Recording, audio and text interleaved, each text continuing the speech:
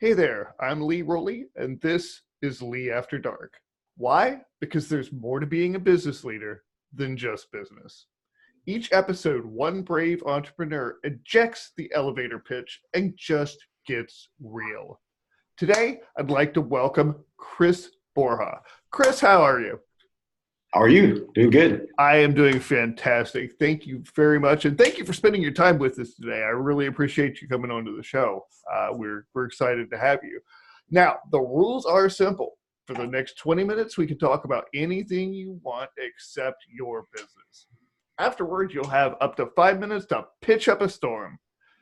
If you mention your business during the interview, though, you'll lose 1 minute of pitch time per infraction. So we're doing a demerit, though. We got to keep it honest here, right? You ready to play?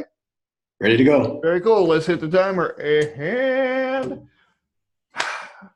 I gave you an opportunity when you're filling out the form to tell me what you wanted to talk about, and you said my pet hermit crabs. So I'm like, okay, let's start there. Tell me why in the universe of things that you could be talking about that we're going to talk about hermit crabs. Specifically yours.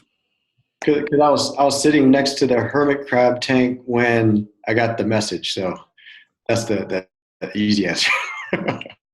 Okay, so the truth comes out. Okay, next to the military.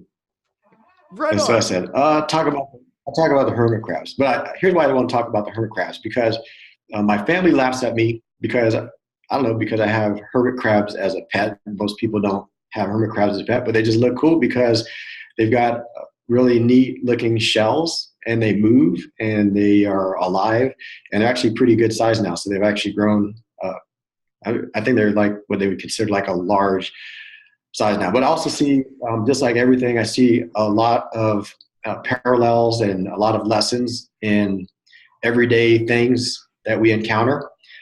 And one of the things that the hermit crabs do is they molt. So in order for them to grow, so if you imagine these crabs, they go inside a shell, and they actually are, they transition. They don't just stay in one shell forever. They like to transition from one shell to the other, and it limits their growth. So they don't change shells. It actually limits how large they can grow. So what they do is that they need to ditch their old shell, and they need to find a newer one. So oftentimes they'll go around the tank and they'll look for a larger shell. And then what they'll do is they'll bury themselves underground for an extended period of time. It could be days, it could be weeks, sometimes even several weeks, and you don't see them. And what's happening is that they're getting out of their shell and they're shedding the old skin so that they can grow. And then they stay hidden so that they're protected from predators or each other and the elements. And then as their new shell starts to harden and form. So that's how they grow. So they change to a newer shell, they bury themselves, they shed their old skin, and then they come back newer and bigger. And so many times in our life, we kind of find ways to get comfortable, and we think that's where we're supposed to be at. But there's times where we need to shed our own skin in order for us to grow. There's times when we need to get away from everything to be able to grow, because otherwise we are stuck being the same day after day, year after year. So I'm sure it's not a very comfortable process for them, but it's something that's necessary. So I saw that and thought there's a lot of parallels with life and just needing to get away sometimes, needing to get away from everything, and finding room to grow. We got to put ourselves in an environment where we can grow. So I thought that was just kind of cool. When I see it, they just look at hermit crabs. I think they're cool looking, but I also saw some life lessons in what they do. Well done. That is a strong open. Wow, that is that profound. And I got to get my effects board hooked up because I've got a great like applause thing on there, and that would have been perfect for that. But I guess we'll have to add that in post, right? So that is absolutely fantastic. You've learned this incredible life lesson, and moreover can relay it to others through something that is unexpected. And that's see something that from what I've seen over you out of you over the years, it's just like you do have these kind of unexpected ways of getting people to come to these realizations that they already know inside. I think is that accurate? What do you mean? So who knows? But I Or mean, it's like just these little things that you use, like with the hermit crabs. It was like, yeah, I've seen over the years you come up with number, quite a number of these analogies that really drive home points that, like, inside we already know this stuff. oh You yeah, know, so yeah, it just kind of helps bring it out. I think my brain just works that way. I just see things differently. I see things ahead. I kind of have visions of how things could be and should be, and I think it's kind of a blessing and a curse at the same time because my brain's always working. But I do come up with a couple of good ones here and there, and like to share those and hope it impacts people. yeah, absolutely. Absolutely. So before we leave the topic of hermit crabs, I do have to ask: are you pro or anti decorated shells? I mean, because that's a thing, man. Paintings. Putting the little Ohio State symbol on the shell. Kiss like Gene Simmons' face.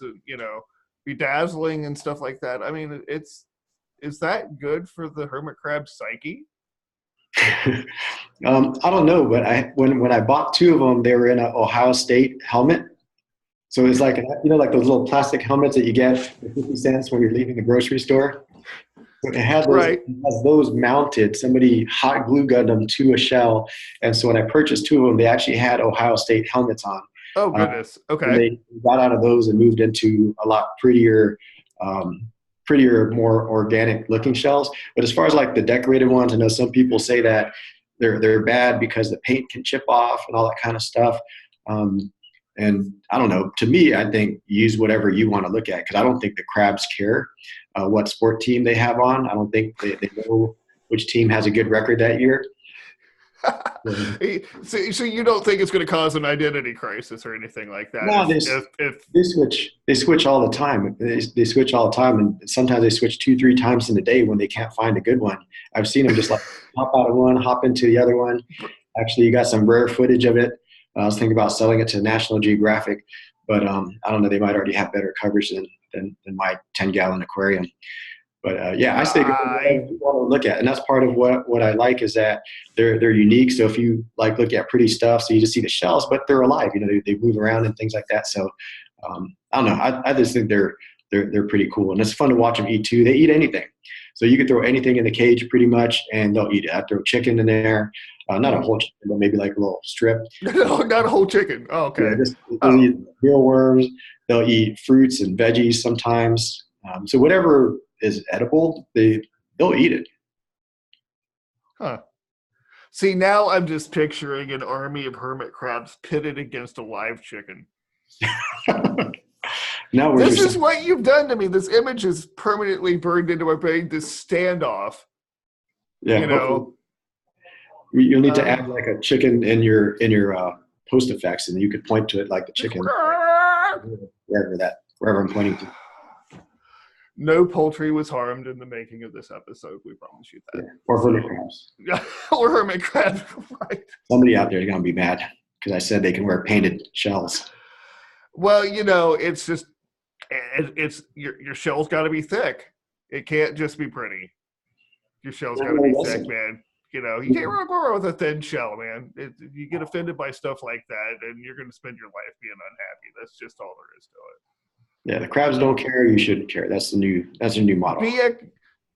Be like crabs. I can't imagine what you're gonna add to this later. Oh my goodness! See, no, we really don't do a whole lot of editing here. It just whatever happens, happens. It's like Vegas, which you grew up in Vegas, right? So we got a few minutes left, and I'm stalling. So tell me what that was like. Well, so I actually grew up in LA area in Southern Oh, California and lived okay. in Vegas for several years though. Oh, my bad. Okay. Okay. So tell me about your time in Vegas. That's one of my favorite cities. I mean, I have to say, but the time I leave, I've always had enough. But then by the time I get home, I always want to go back. Yeah, I love Vegas. I think especially arriving in Vegas, whether you're arriving by car or by plane, it's just such a welcoming city in that it's always on. Like the lights are on at nighttime. It's so bright. It's just so fun and interesting to enter the city. What is interesting though is living in Columbus and flying back to Vegas. There's definitely a vibe on the plane for people going to Vegas, and it's a different vibe on the plane from Vegas back to Columbus. You can imagine how different it is. So it's a lot Oh yeah. on the way back. Maybe a few lighter wallets too, but it's very quiet on the way back, and a little bit more of a party atmosphere and excitement as they go out there. But I think it does leave you to where you've kind of had enough by the time you're done. But every time you go back, it's different. They're building so much that if you go back every 3 months or 6 months, it'll look like a different city because they've built, a new hotel, casino, or mega resort. Right. But I actually enjoyed it out there. I enjoyed I enjoyed the people out there, and we had a good time. Made some good friends while we were out there. So I actually enjoyed I enjoyed living out there. Yeah, absolutely. So it's interesting to have the experience, the perception, from somebody who has lived there, to see what actually goes on there every day. Because it just looks like, we've been there several times and had some time to get out of Vegas and see some of the things in the surrounding area too. And there's just so much there that's just beyond the. I think we spent $20 on gambling the whole time we were there, and that was just because we were in Binion's and we had nothing to do for a little bit, and then we saw, oh look, a slot machine with Betty White, reading a book, and I'm like, Betty White wouldn't treat us bad, man. She just, right, 2 minutes, she was like, here, give me your $20 and go away. That was it, man. So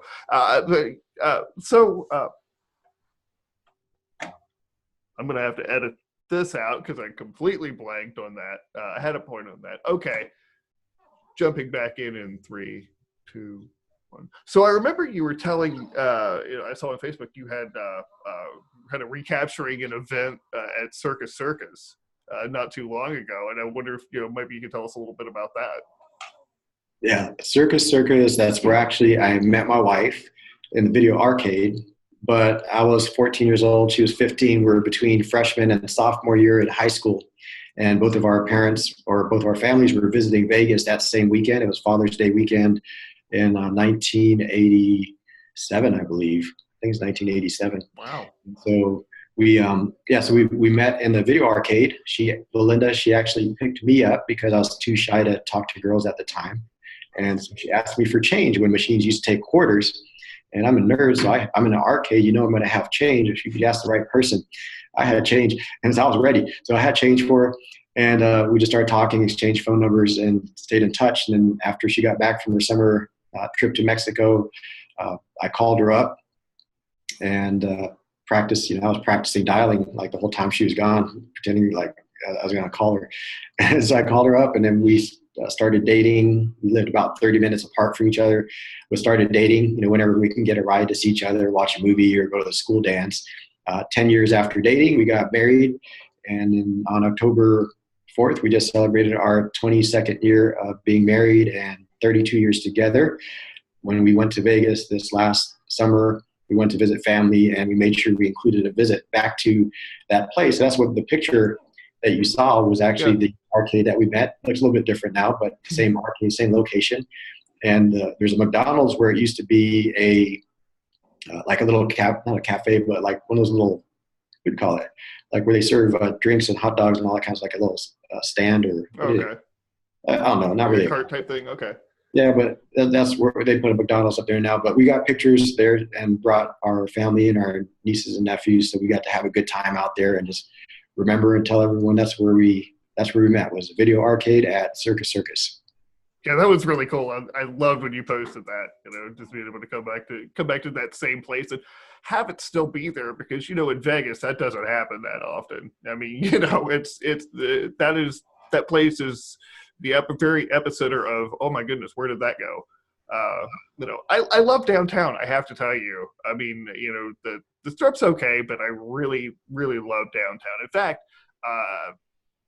I'd love to do the thing like when we're down there sometime and just put myself in the lottery to be one of the street performers in the little circles around that. I've always wanted to do that. I'm not sure what the heck I would do. I guess I got to come up with a shtick, but I just thought it would be cool to just stand in a circle and just see what happens. You could do this. You could just do your show from there and interview people that walk by. Ooh, I dig it. Interesting characters walk So by. just broadcast. I could like just record or broadcast it live. Do a special Lee After Dark episode on Fremont Street. Yeah. Yeah. And you could do it after. Looking exactly like this. Now we got a plan now. Thank you. Yeah, I would. Thank you. I would watch that, and I would look forward to seeing all the characters that you have on that show. You could say, "Hey, do you want to be famous?" Just hold a sign up, says you want to be famous, and then have a camera and lights on you, and you just interview them and give them like 3 minutes of fame. You know, the other 12 minutes they can get somewhere else. Say, hey, look, I'll give you 3 minutes of fame, whatever you want to talk about, you know, and that's it.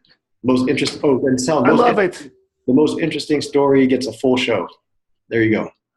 I wonder how many times I'm going to have to go out to Vegas to actually be able to snag one of those spots, though. Yeah. Okay, well, that's a different episode. You've got about a minute and a half left, so is there anything else that you'd like for our audience to know that doesn't have anything to do with your business? Let me see. So talk about hermit crab. Also, I used to have a ferret as a pet. A pet, okay, a ferret. I used to have a ferret that when we were living in California, we smuggled him over from Arizona. We were visiting and driving home through the desert and saw the sign said ferrets for sale. And we just decided to stop on one of those little homes there and all these cute ferrets. We smuggled one in to California when they were supposed to be illegal. However, you could get all the ferret supplies at the store. So obviously more people had ferrets. So that was another interesting pet I had, was a ferret. Lots of fun. They like to play a lot. If you run after them, they'll run away. And if you just immediately turn around and run away from them, they'll start chasing you, like literally like just switch. You can chase them, they'll run away. And as soon as you switch and you start backing, running away from them, they'll chase you down. They also like to hide a lot of stuff. They're like pack rats. They'll steal little things. They'll steal your rings. They'll take your keys, and they'll stash them in a corner somewhere. And then you'll find all your stash of candy wrappers and just all kinds of little things. So they're kind of really neat little pets. That's another interesting pet. And also had a snake that I found in the garage and ended up keeping it and letting that grow until it grew about 4 feet. It was like a garter snake or it was a gopher snake. And also had a pet iguana for a while that was actually trained to leave the cage, and it wasn't a good thing, but it would walk across the house and go to the bathroom in the kitchen sink. And it would make it easy to wash. You just have to make sure that you really disinfect it, though. But sure. It was literally not. It was nice because I didn't have to clean the cage that much. It would actually go to the kitchen sink and go to the bathroom. And that grew to about 4.5 feet or so. So there's some interesting pets that I've had. That is awesome. Well, thank you so much for sharing your menagerie of interesting pets over the year and your some of your experience in Vegas as well. You have successfully completed 20-minute Lee After Dark Not Talking About Your Business challenge. So yay, and invisible confetti and all that. So being a man of my word, I want to give you 5 minutes on the clock to talk about your business, what you do, how people can get in touch with you. The floor is yours, my friend. All right, awesome. So my company is called Become a Better Networker. My background, I've always been shy and introverted and averse to social settings, public speaking, all those kind of things. And obviously we all know that networking is important, but most of us were never taught how to do it. So as I got better at networking, I started helping other people initially around networking rooms that looked as lost as I would, because you look down and they're looking at their phones instead of engaging with people. And I just started doing that, and it turned into a company where I would actually coach and train and consult. And now I do a lot of speaking and have a school that I'm launching starting January 2020 called the Networking Breakthrough Academy. And what I do there is take people through the whole process to help them achieve a breakthrough through networking. So I don't just teach them the networking skills, I actually help them to achieve the breakthrough starting from within, because most of the time it's our self-limiting beliefs. It's our negative self-talk that we keep ourselves from potential. Once I help people through that, then I help them to understand the right context and what networking really is. It's not about selling at networking events. It's not about pitching. It's about building genuine relationships. It's about collaborating versus competing. So I share an analogy with poker where instead of playing against one another, we're now sharing cards. So for example, if Lee and I were sitting at your poker table in Vegas and we were exchanging cards, we would probably win more times than anyone else at the table. And that's what networking is about, is sharing those resources that may be not good for us, but good for somebody else, and vice versa. We end up creating better hands for one another. And so I teach them that. And then after that, then I go into the skills. So the skills is like the last part. And then we go into the muscle memory and start developing people to turn them into influencers and people that can impact their community. So through that program, I help individuals like entrepreneurs, sales professionals, coaches, authors, to be able to build their brand, build their business out there.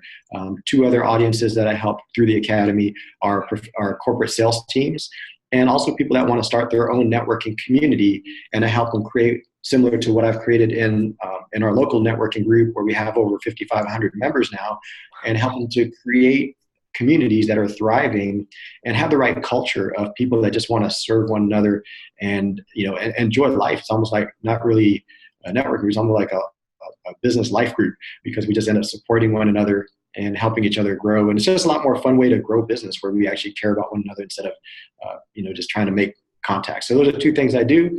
And on the network, so I provide the networking education, but also host the events, as I said, called the Connected Community Networking Group. And one new project that I have there is actually launching a virtual networking event. So I actually have a virtual networking opportunity in addition to live networking. And it's going to be amazing, and being able to create very specific targeted connections in a very short amount of time. So I'm excited to roll that out. It'll be coming out here in the next few weeks. Very cool. Very cool. So tell us real quick, how can people learn more or get in touch with you?